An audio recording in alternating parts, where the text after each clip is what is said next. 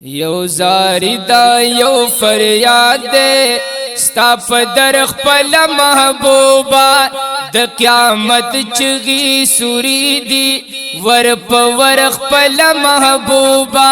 یو زاری دا یو فریاد دے ستا پا در خپل محبوبا د قیامت چغی سوری دی ور پا ور خپل محبوبا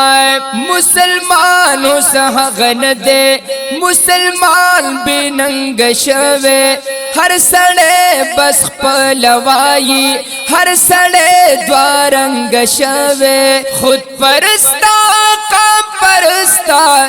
د مفادو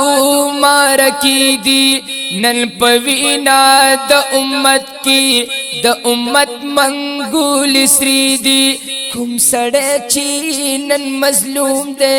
ہم ہغا سڑے ظالم دے ہم تلگو تپخلو دی کہ جاہل دے کہ عالم دے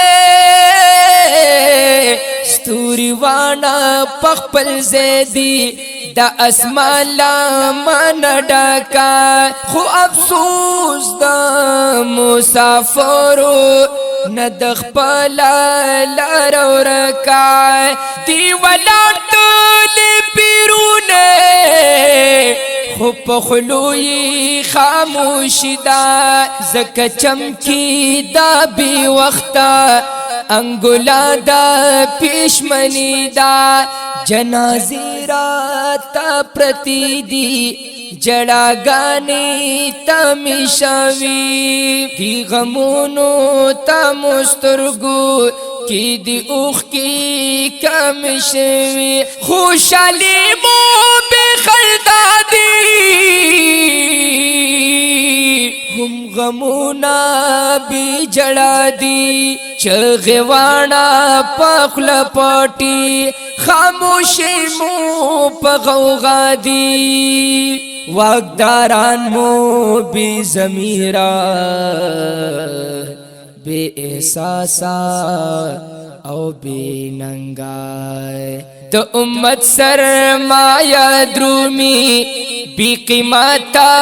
ڈنگ بنگائے پسورت رہبرانو گمراہان را خوار شوی د عوامو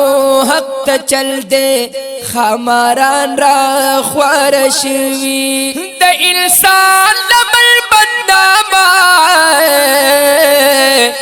د اسلام لمن تا چل دے دا بدنام لمن بدناما د نیک نام لمن تا چل دے فرب گرشو د بلبلو خارو گانو چغارونا دلالچ پخندا خاندی بدل شوی دی گلونا د گلاب نازک بدن ظالم ازغی اری اری کلو خپل سادر د حفاظتی دلالاچ پتورا پریکلو چی دماغو کی گورا د مفادو انگازی دی نو پدی باندی خفا دی چی د فتحی آوازی دی چی خادی تا خفکیگی پغمون وی خوشالا سخبر باوی دا جلدا کشمکشا او دا سیالا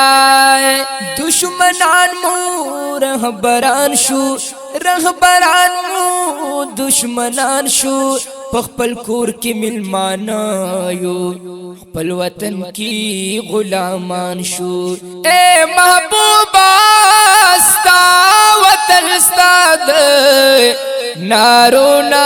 خالقیگی اے محبوبہ ستا وطن ستا د نارونا خالقیگی د نظر ابن حارس سپیری نغمی پکی غگیگی فریادو نچاتا اکڑو او ناری د چاپ باب د حسرت او ندامت چغی سوری د چاپ باب و دنیا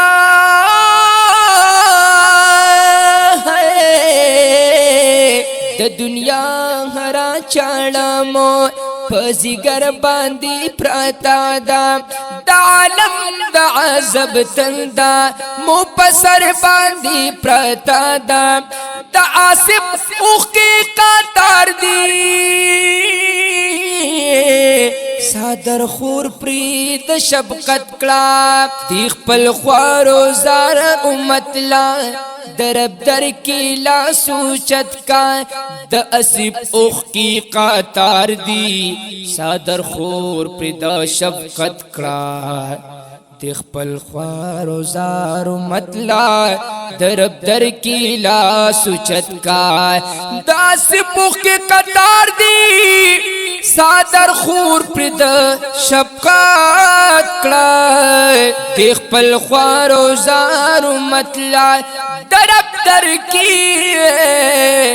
لا سوچت کا